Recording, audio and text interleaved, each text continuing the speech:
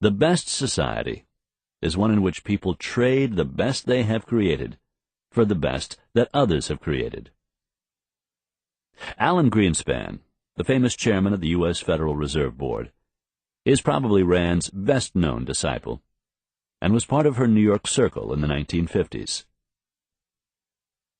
In The Greenspan Effect, Cecilia and Cruikshank refer to a statement by the man who many hail as an architect of America's long boom. Before he met Rand, Greenspan comments, he was an Adam Smith economist, appreciating the technical basis of capitalism.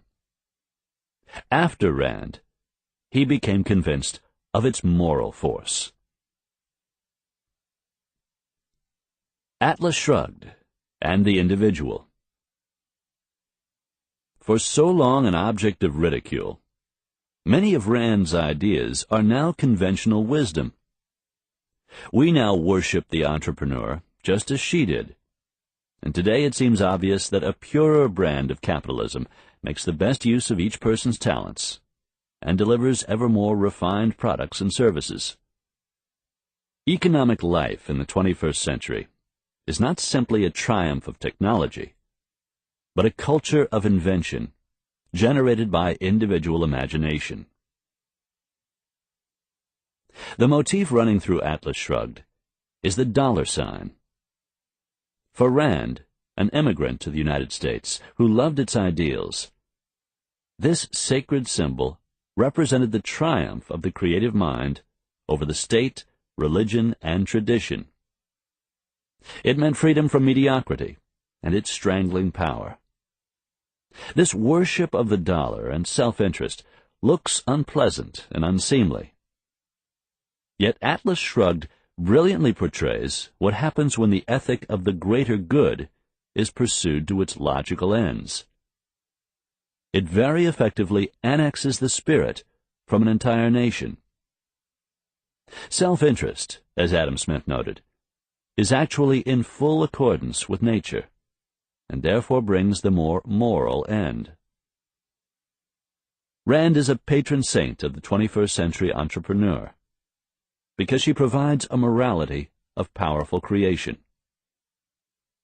A person with a Randian frame of mind is opposed in principle to equality, if it means sacrificing their dreams for the sake of others. The pursuit of equal rights may be noble, but ultimately suffocates the life spirit that has always fired human advance. Atlas Shrugged holds a person's greatest duty to be the appreciation of the joy of being alive. Dagny Taggart's whole existence seems to be a struggle, yet she refuses to give suffering authority over her life. She is not willing to say, "That's life," like everyone else. Final comments. Atlas Shrugged has attracted its fair share of damnation. It is usually painted as extreme, simplistic, or naive, but the best word to describe it is uncompromising. Rand was a genuine radical who created an ideal of humanity that is uncomfortable for most, and our ideas are still being digested. Atlas Shrugged runs to 1,080 pages, and, like the greatest novels, is a world you enter rather than a book you read.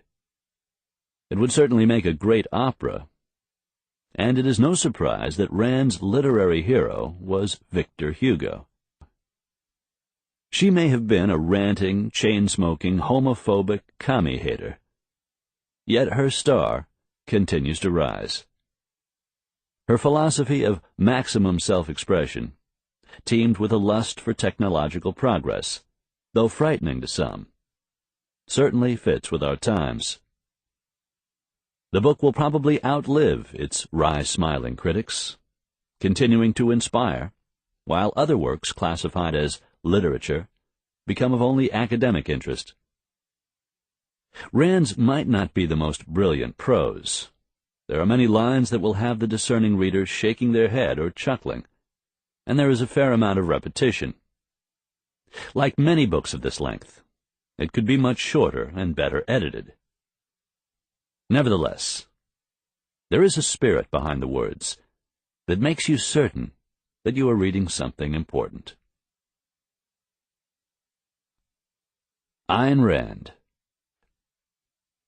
Ayn Rand was born Elisa Rosenbaum in 1905 in St. Petersburg. Her father took the family away to the Crimea as the Bolshevik Revolution erupted. When they returned, the family business had been taken over by the state.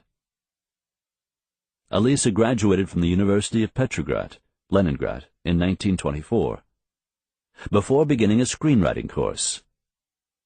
The following year she traveled to Chicago to visit a cousin, never returning.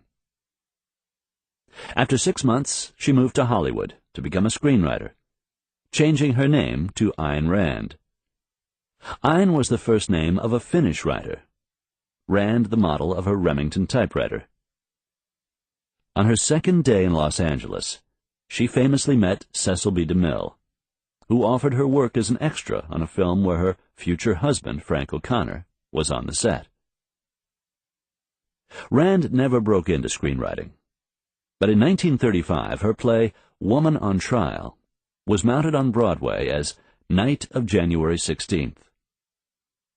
Her first novels, We the Living, 1936, and Anthem, 1938, were well received critically, but did not become bestsellers.